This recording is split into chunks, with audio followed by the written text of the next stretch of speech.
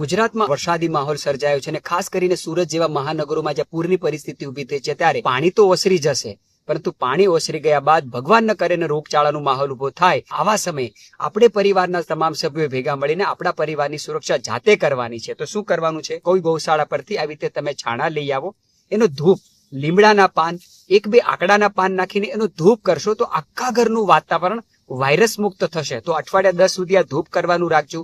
રોજ રાત્રે 1 કે 2 લીટર પાણી લો, 1 ચમચી અજમો નાખીને પાણીને સારી રીતે ઉકાળો. પરિવારના તમામ સભ્યો એ અજમાવાળા પાણીને નાશ લેવાનું રાખો, જેથી કરીને આપણા શરીરની અંદર કોઈ પણ વાયરસ ગયા હોય તો અજમાના પાણીની વરાળ આપણા શરીરને વાયરસ મુક્ત કરશે અને આપણે રોગચાળાથી બચી શકીશું. પરિવારના તમામ સભ્યો ચાના 1 કપ જેટલું પાણી લો, ચપટી 2 ચપટી સૂંઠ નાખો, એ પાણીને સારી રીતે ઉકાળો.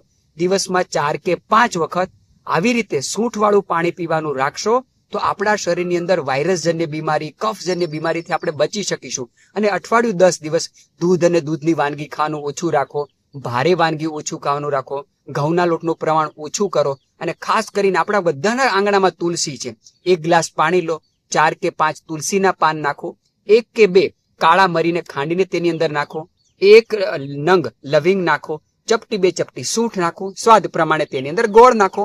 આનો ઉકાળો કરો. આ ઉકાળો પરિવારના તમામ સભ્યો દિવસમાં 1 વખત રાતે સૂતા પહેલા અથવા તો વહેલી સવારે પીવાનું રાખશો તો આખો પરિવાર વાયરસજન્ય બીમારીથી બચી શકે.